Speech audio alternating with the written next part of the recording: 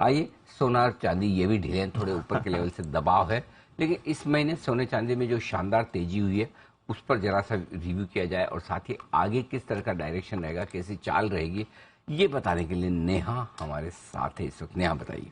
Sir, ऊपरी स्तरों से थोड़ा सा प्रेशर आज देखने को मिला है। ये इसलिए भी हुआ है क्योंकि पिछले हफ्ते ही हमने देखा था कि घरेलू बाजार में और इंटरनेशनल मार्केट दोनों में ही अपने रीसेंट पीक्स इसने टच किए। रिकॉर्ड हाई लेवल्स तो हमने घरेलू बाजार में छुए ही है और इंटरनेशनल मार्केट की बात करें $2015 जो कि साल भर का हाइज है वो हमने टच किया। तो उसके बाद एक कूल ऑफ तो दिखाई दे रहा है, लेकिन बावजूद इसके लगातार चौथे हफ्ते सोने ने स्ट्रेंथ दिखाई है। घरेलू अंतर्राष्ट्रीय बाजारों में महीने भर में 9 से 10% का रिटर्न कमा कर दिया है सोने ने। चांदी 7 से 8 हफ्ते के हाइज पर है और इसने भी 12 से 13% अपसाइड की कमाई महीने भर के टाइम फ्रेम में करवाई है।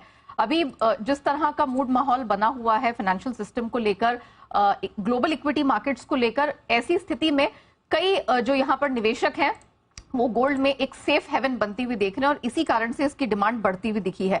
डॉलर इंडेक्स लगातार चौथे हफ्ते यहाँ पर कमजोर हुआ है।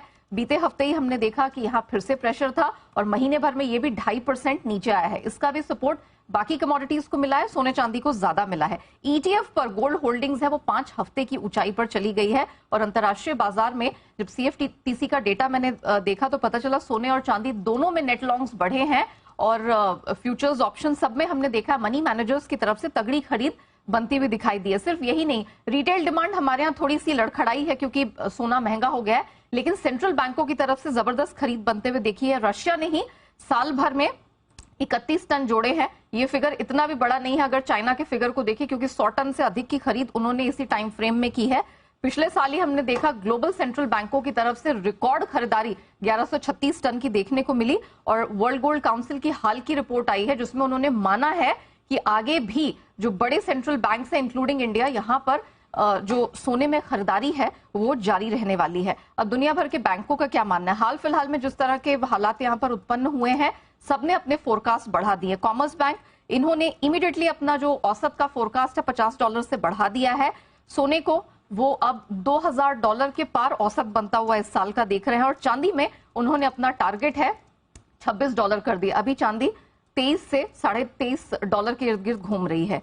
यूबीएस इन्होंने भी अपना स्टैंस पॉजिटिव रखा है सोने पर और वो $2050 तक इसे औसत बनता हुआ देख रहे हैं साल के अंत में।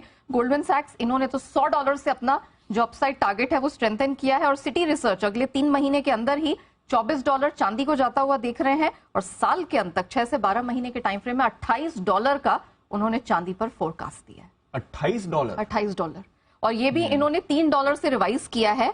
पहले 6 to 12 मंथ्स का $25 था, उसको उन्होंने $3 से यहाँ पर आगे रिवाइज किया और बढ़ा दिया 15% बेसिकली। और गोल्ड के लिए भी अच्छी खासी स्ट्रेंथ दिखाई दे रही है। सबने इनफैक्ट ये तो हम 2 हफ्ते पहले भी इस बात का जिक्र कर चुके थे कि सबने गोल्ड पर पॉजिटिव फोकास दिए। ये फ्रेश फोकास हैं जो निकल कर आए, सो आई एम अज्यूमिंग कि गोइंग फॉरवर्ड और भी निकल के, और ये सारे एवरेज प्राइसेस हैं दीप, इसमें $2000 $2050 जब आप एवरेज की बात कर रहे हैं मतलब आप यहाँ से और स्ट्रेंथ बनती हुई देख रहे हैं। समझ